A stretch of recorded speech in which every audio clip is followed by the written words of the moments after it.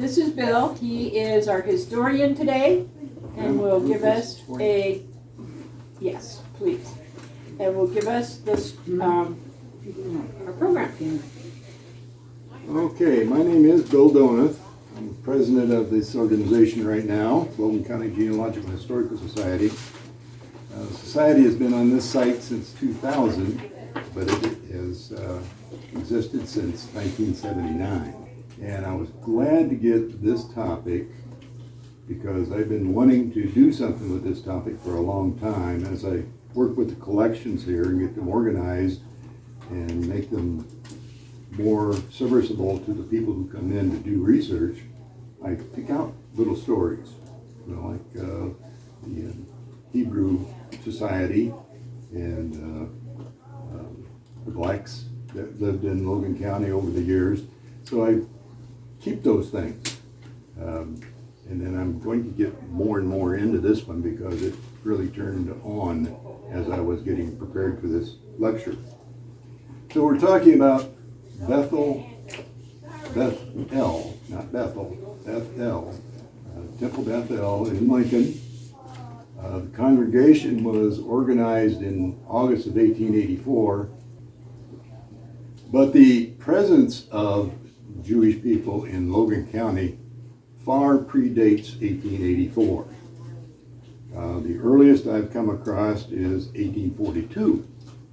One of the merchants out in Postville, by the name of Solomon Kahn, was the first that I can, the earliest I can figure out. We look at the timeline of Logan County. Postville was established in 1836. The county was established in 1839.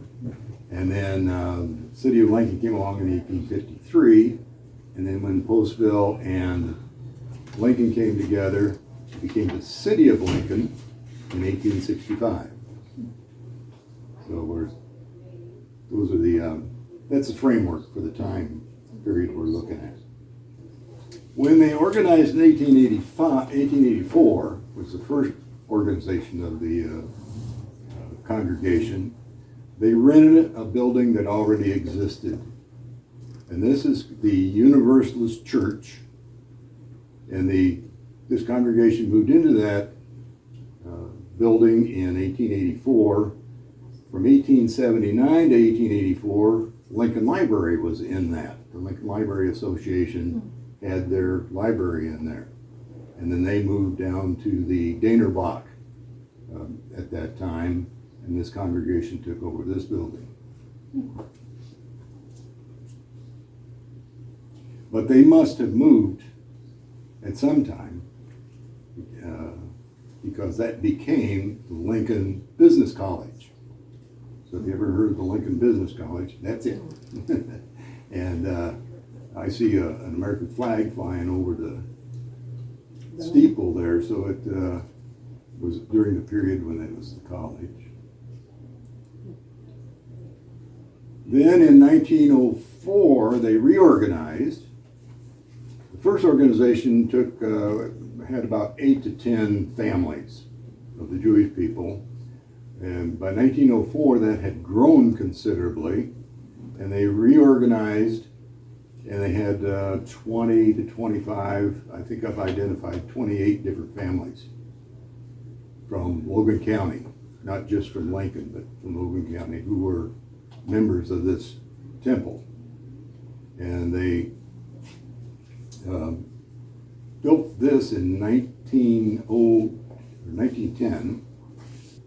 Should tell you that the Universal Church was on Kickapoo Street, just over here where the donut shop is right now. Okay, so that's where that was. So this building is just across the park over on McLean Street, McLean and Delavan. So they constructed this and started in June 1910. They purchased the property from a Margaret E. Maxwell for $1,100. And then the construction of the building itself cost another $7,000. So they had at least 20 Jewish families using this building. The building is 30 by 70, and the interior was done by a Schonbacher out of Springfield. He did a lot of churches, but he decorated the churches, and the windows were donated by members of the church. There was one called Jacob at the Well, was donated by Rachel Leigh Barnard, and I can't remember her maiden name right now, but she was from Lincoln. The windows were donated by Frank Atlas, Emil Rosenthal, Children of Solomon and Yeti Khan, Children of Felix and Regina Khan, and Emmanuel Salzenstein, Mrs. Emmanuel. She also was from Lincoln. And then other windows, we had one called Ruth, from the children of Louis Rosenthal in memory of their mother, Fanny Aaron Rosenthal. The pulpit was donated by Augusta Rosenthal. The contractor was Crowell out of Jacksonville. The architect was J.M. Deal, who lived right here in Lincoln. And he also designed the Carnegie Library we have, and he also designed the courthouse that we have. And this was all in a pretty short period, because the courthouse and the library were built around 1903, and then this was 1910. He was really a productive architect. Later, starting around 1920, some of the male members of the congregation started dying. And they got to a place where the women were taking care of the church and trying to make it run. And eventually they had to give it up, and they sold the building to the Women's Club. So this is Lincoln Women's Club, which we can see in the next picture. I imagine taking this picture last week when I found a sunny day. And I didn't get blown over. It looks taller there, but maybe it's... But the building is, you can see a few cracks there that weren't present in the first picture. It looks the same as the picture before. Pardon? It looks the same as the picture before, Yeah. almost. It's the same building. Oh, okay. They have the ramp on the side now. We didn't have that before, and the front door has been changed. Yeah, the front steps are different. So this was, this change was made in 1927, and it's been the Women's Club since then. And of course, the Women's Club was established in 1896, so they had to use rented areas to meet during that period of time. Now, the windows had already been sold by the congregation. The pews that were in there had already been sold to a church in Chestnut that early in the year 1927 got hit by a big tornado. And that was I think that 6-state tornado. It stayed on the ground going across 6 different states, all the way into Indiana. What year was that? 1927. Oh, wow. And it hit the school, destroyed the school, killed 6 kids in Chestnut. So there was a lot of loss of life in Chestnut at the time. Is the But church this church was being rebuilt, and they needed windows and pews. Is that church still there? No, it closed, and the windows and the pews were sold to somebody else. Huh. So I don't know where they are now. Uh-huh. So I haven't gotten that far in the research yet. What about the pulpit? What happened to it? Probably went Probably the same to church. the same place. Okay. Yeah, I would imagine. Okay, so the Women's Club bought it in 1927 at the cost of $9,000, and that was including the restoration work or modification work to make it function for their purpose. And so now we've got to fill that church with people, don't we? Yeah. And that's where I come in. Okay, so we know that a lot of these people are still here. and they'll always be here because they're buried in Union Cemetery. This is the 1880 addition to the cemetery, and it's, if we look, see if my cursor works here. This is where the chapel is. And in sections A, B, C, and D. And where's that located, the cemetery? It's on the way out of town south. On the right side? Yes. Okay, And this Both is sides. this is the back half of the cemetery. okay. If you know, this is the entry road from between those stone pillars that are at the entry. Okay. Above that, up here, is the Jones addition, which was started in 1877, and below that is the old part, and that's the original cemetery. In our research, in our collections here, and by the way, I've been going out to the cemetery office, not here, but it's at Zion Cemetery, where we keep all the records and stuff. And I've been photographing maps, books, making digital copies of it. So that's what I'm leaning on here, is all this digital research I've done so far. And I went back to the list of burials in Old Union Cemetery, and I found that the Jewish population is in one spot, and it's in section B. So here's section B, and my mouse to work again. We have sections 7, 8, 9, 10, 11, and 12. Those are the different sections that the Jewish people are buried in. Now those, and they're all there. There could be more if that's full. So they could be buried elsewhere, but that's where they started. They all got together and said, we want to be together in the afterlife. So this is what they did. Okay. And it's interesting to me that it's a triangle, because many times I've heard the Jewish, even rabbis, mention the double triangle, which is the Star of David. And this is what they're talking about. So let's get a little closer. So it's all divided up into lots. There's 9 lots in section 7. Section 8 has 7. Section 9 has 6. 10 has only 1. And each of these rectangles, if they're a nice rectangle, can hold 8 people. And 8 burials in each one of those.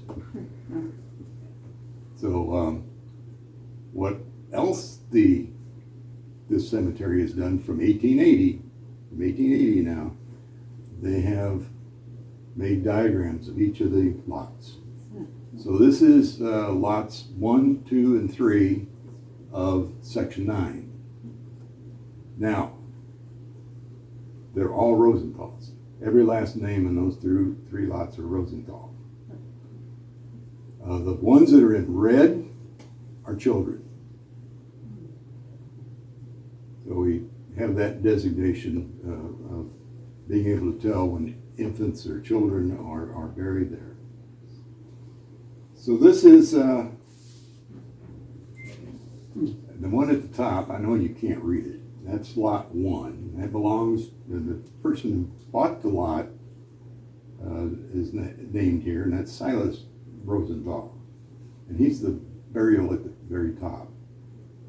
And his wife Fanny and his son Joseph are buried there. In lot 2, the next one down, we have Levi Rosenthal, Fanny Rosenthal, Emil Rosenthal, Raphael and Emma Rosenthal, and the children are Robert, Solomon, and an unnamed infant. And then the last one down here at the end is Louis Rosenthal, which we'll talk about here in a little bit. Fanny Rosenthal, Emil, Solomon, Robert, and Augusta. Now, there's another section, another lot in section 8 where there are more Rosenthals. They had 11 children. No, they had 9 children. That was the other one. So we're going to take a look at a couple of these families. Well, here's what happened when I went through all of these diagrams and I took the names and put them in a list. And here are all the people, not all of them, because I learned that I skipped one of the diagrams. The Kahn family is the earliest family, and it's not there. You jump from J to Knop, and the Kahn is missing. So I've got to go back and get another photograph taken of that group. And here's more. So all these people are buried in that, plus the Kahn family, which is considerable. There's probably as many of them as there are Rosenthal's.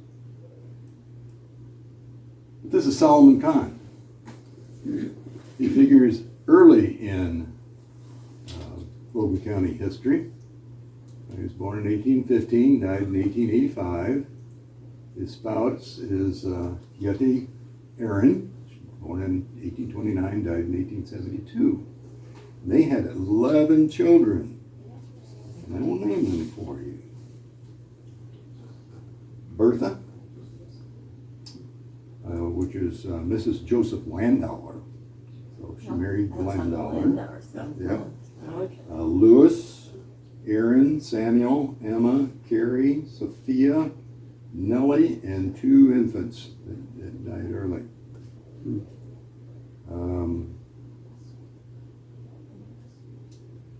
When Solomon came to Logan County, he came to Postville, of course. There wasn't anything else around except Middletown and Mount Pulaski. And they were only a year older than Postville. So Solomon opened a store in Postville.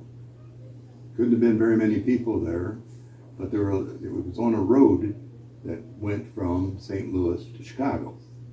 So there was traffic passing the store all the time. That was 1842 when he set that up. So he worked that store for 6 years. When the county seat moved from Postville to Mount Pulaski in 1848, Solomon bought the courthouse.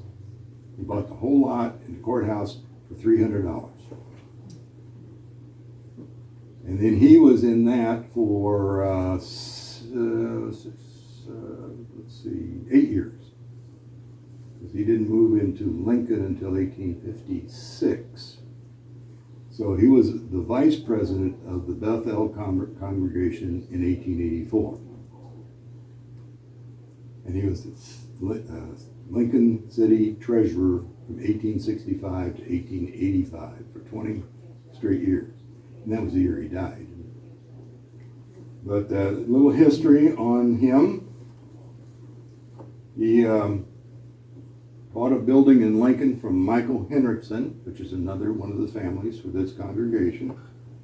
He opened the Kahn Brothers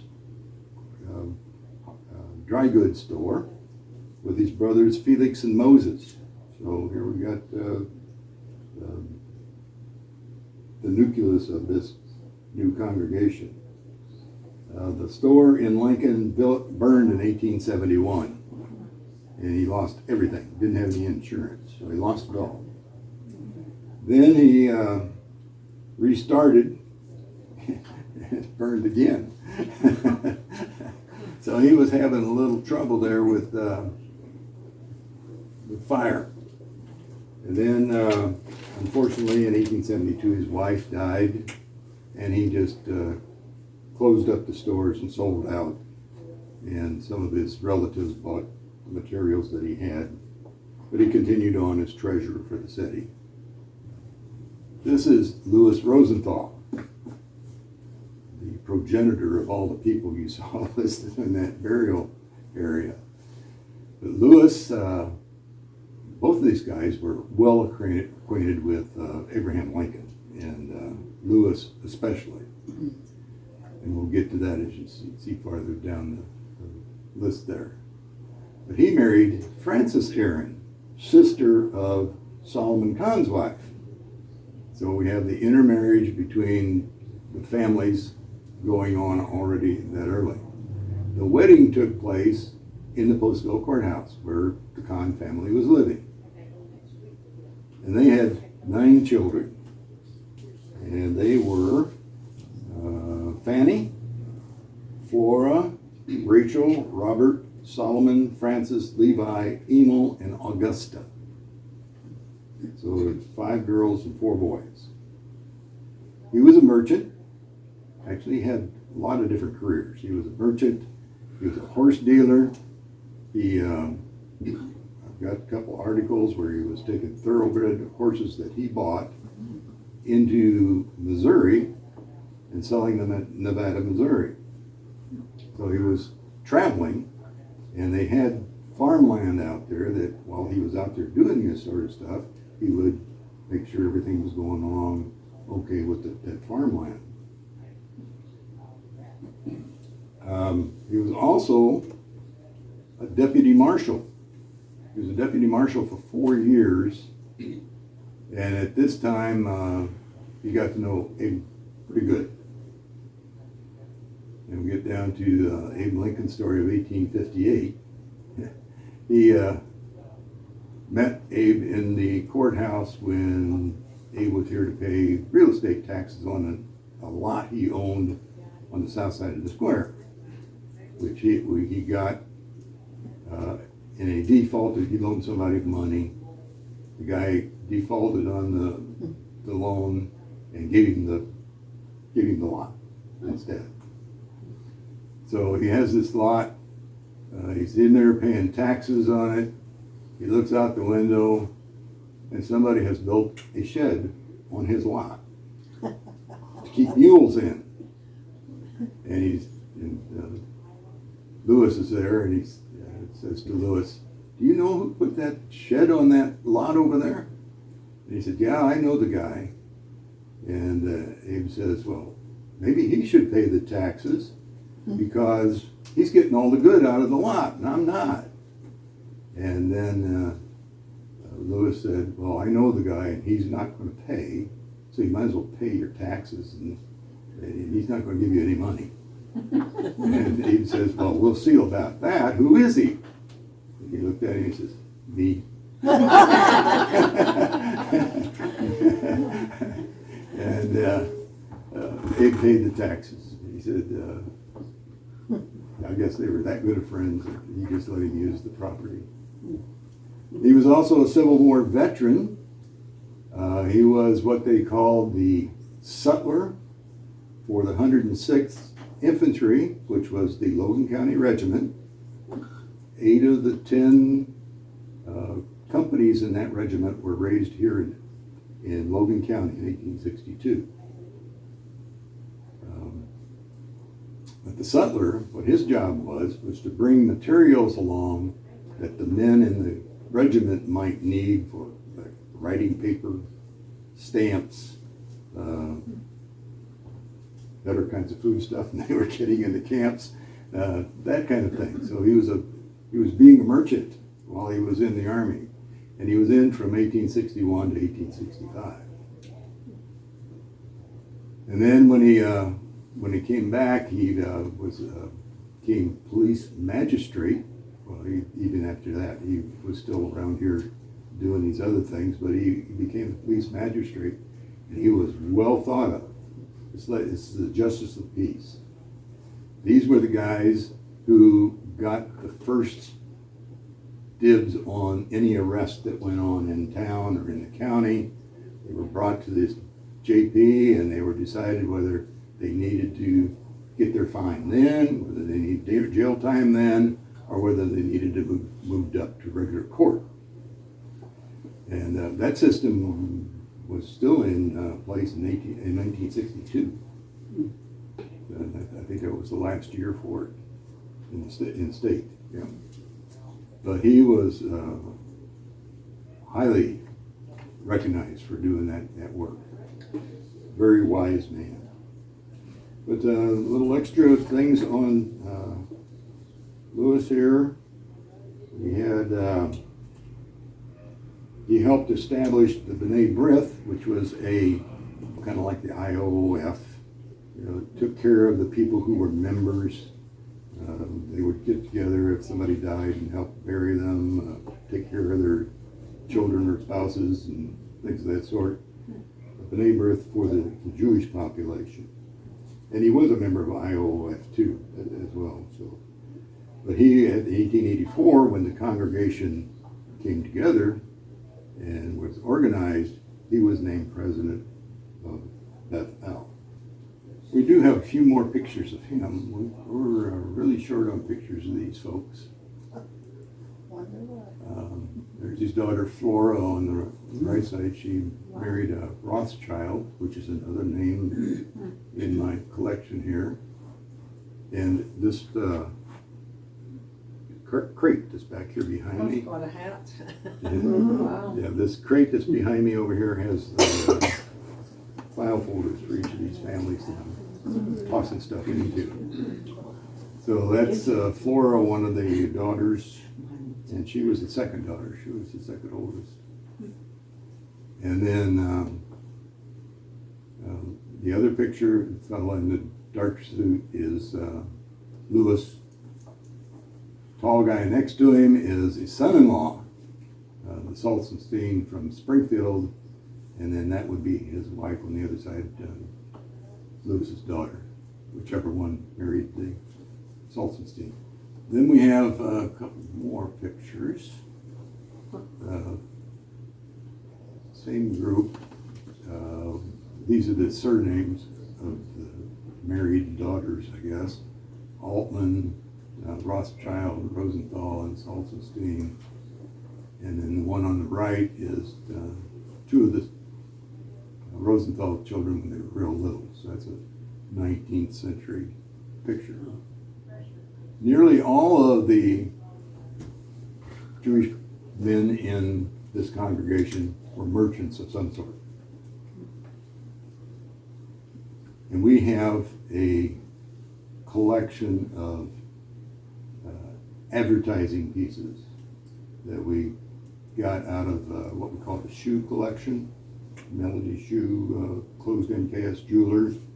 Mark went up in the attic and found this room that was all walled off and found the Lincoln Herald, a lot of them. And he called me one day, he says, "Would you like to have these?" I said, "Well, yes." So 1873 up till 1895, 800 issues of this paper. Plus a bunch of rolls of dirty, what I called fire logs, that the editors would roll up at the end of the day, and the projects they've been working on, it was all rolled up and tied up, and I just can see them throwing them in the stove to get the fire started. Oh, yeah. And so I must have had 24 of those, and I opened them all up with a mask on and gloves on and all the protection I needed, and went through them, and we pulled out a lot of History. Oh, my. and here we have an advertisement for Altman. That is The tailor. it's either Isaac or Isidore. I think it's Isidore Altman. That has to be a relative of my former neighbor. Is that right? Herb Altman. I know he was from here. Mm-hmm. He died about 5 years ago. Yeah. I don't know if you knew him.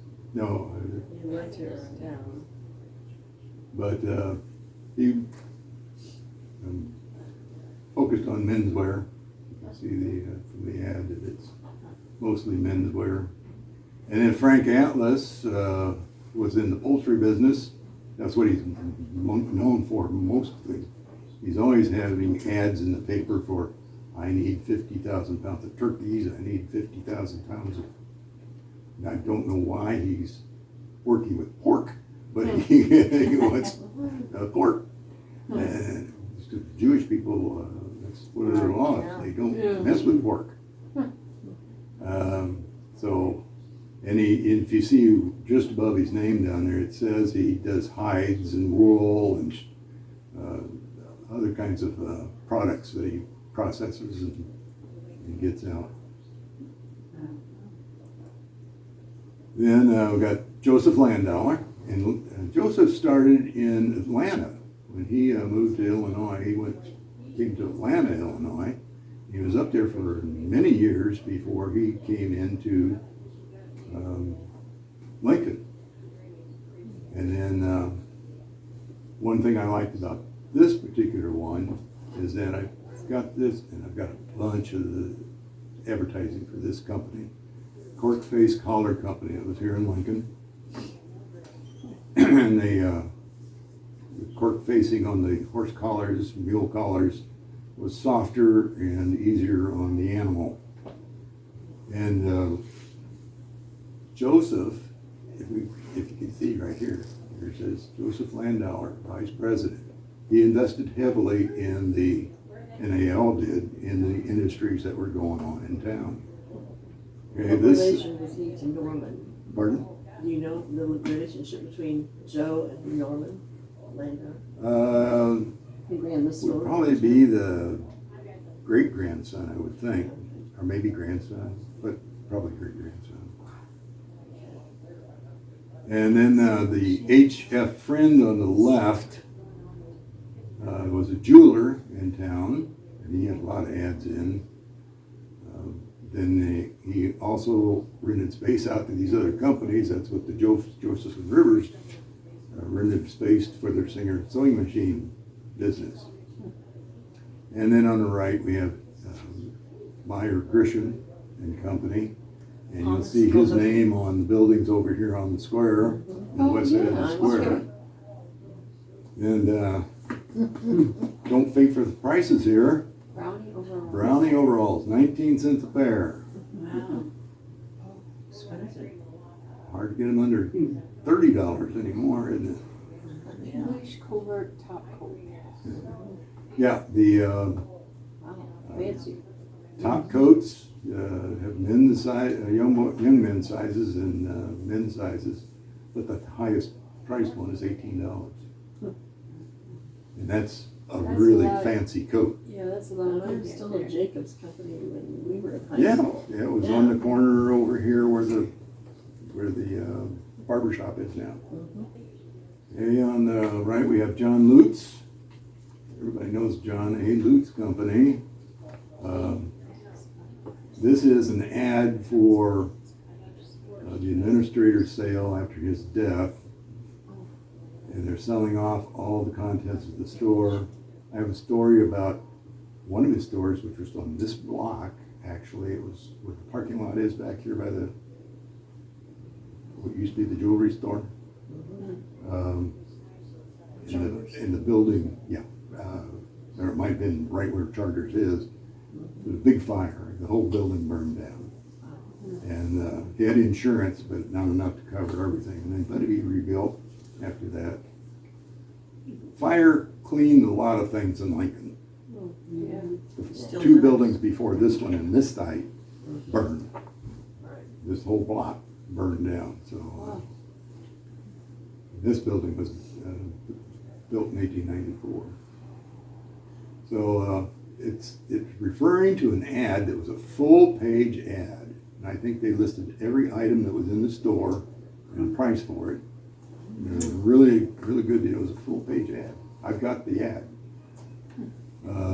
Then they had the, you notice the dearth of working with women so far. It must have been part of their culture that you don't measure women. And then, but this order blank over here allows the woman to do all her own measurements. And then she can send in and get this cloak that to wear horse and buggy days, to keep the dust off the finery. And then when the autos came, same thing.